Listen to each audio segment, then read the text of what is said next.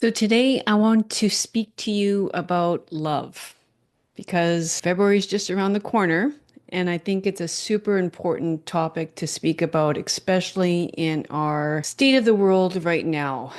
So, what does it mean to love your neighbor? It's something we're told to do. This is not new to us, yet it's a question we might think we understand, yet our actions as individuals and as a society often suggest otherwise. So I want you to take a moment to reflect on your world, well, our world today. Look at the amount of divisiveness, especially in politics. I'm a Canadian, and even as a Canadian, I feel the ripple effects of what's happening down south. The amount of polarization that's going on right now. Like, let's just take a moment and talk about Trump. I am not somebody, ask my husband, ask my family. I never talk about politics, but I can't help but look at what's going on. And I don't feel like anybody should take the position of turning the other direction. We are responsible for our society, and we do need to filter out the news as much as we can, which is why I have a podcast, which is why I love podcasts. It's much less filtering than if you would turn on your TV or the radio, etc. It's real talk. Let's just talk and see if we can sort of draw a deeper truth about his leadership, his philosophy, and how this actually mirrors how he runs his businesses. I mean, he prioritizes self-interest, and probably it's one of the reasons why he has been a successful business guru, right? It's his prioritization of himself, his wealth, and power. And at this point, I'm not sure whether he is putting society first or what's best for him, or should we say the US economy? He thinks that prioritizing the US economy will be automatically what's benefiting everyone. This me first mindset, where success is measured by who is the fastest, strongest, bigger, it leaves behind the vulnerable. It creates a world where the rich get richer and the poor get poorer, and neighbors become competitors rather than companions. Is this really love? Or is it the opposite of what love is meant to be? I used to think of love as a feeling, and I bet many of you do too. That warm, I mean, that it's a warm, fuzzy feeling when you're with someone special. But last year, I realized how shallow of an understanding that is about love. Love isn't a feeling, love is an action. And Thomas Aquinas said it best: to love is to will the good of the other. So let's just sink in and think, what this medieval philosopher really meant by that. Love means choosing consistently, intentionally, to want what's best for someone else. It's not for your benefit, but theirs. So here's the hard question. Can you honestly say that you live your life this way? I know I certainly don't, as much as I would love to feel like I do. I mean, constantly willing the good of others. I know many of you, especially women, might say, yes, you know what? I feel like I'm always putting others first. But let's pause here for a second. If you're a people pleaser, are you acting out of genuine love or out of fear? Fear of not being liked, fear of conflict, fear of being alone.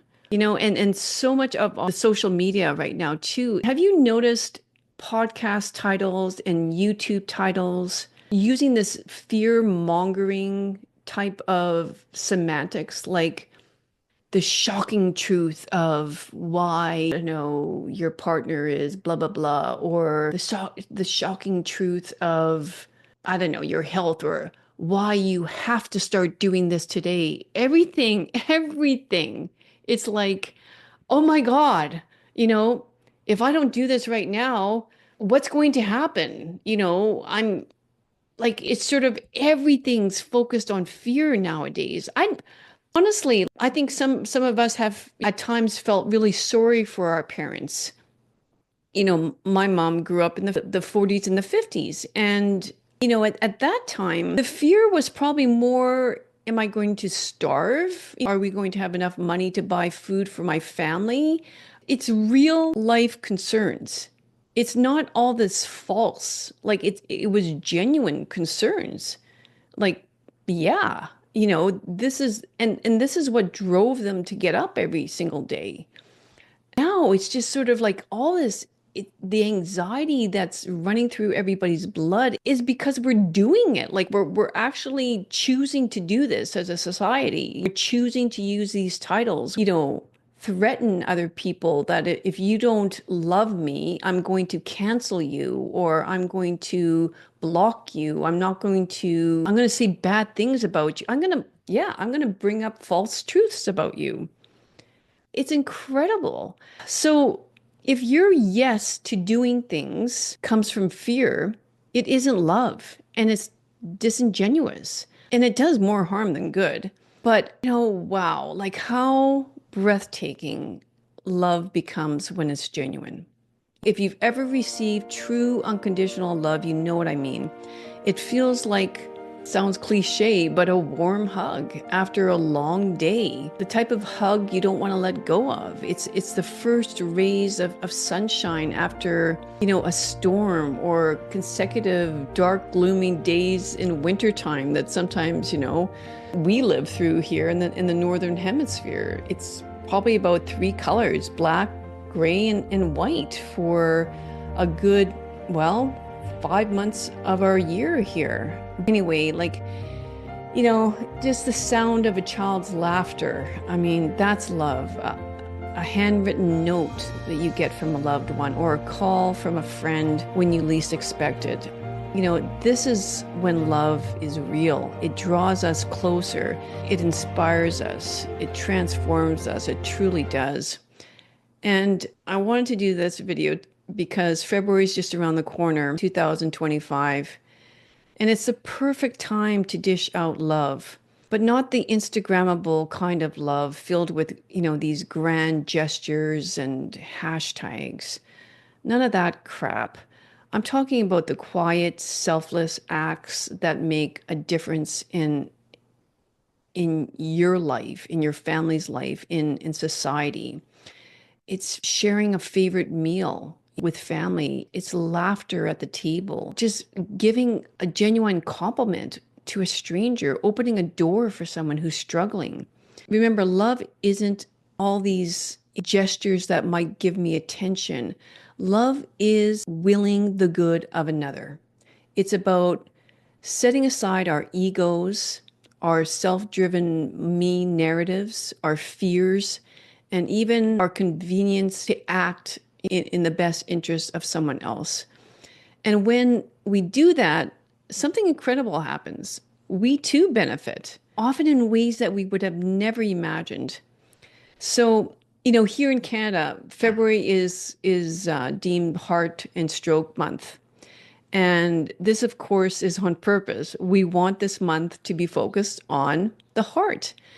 But I'm asking you to do it from a metamorphically type of perspective, along with the physical, donate, but I challenge you to redefine love and that it's not a feeling, but it's a choice to will the good of others. Because when we choose love, we're not just helping our neighbor, we're transforming ourselves.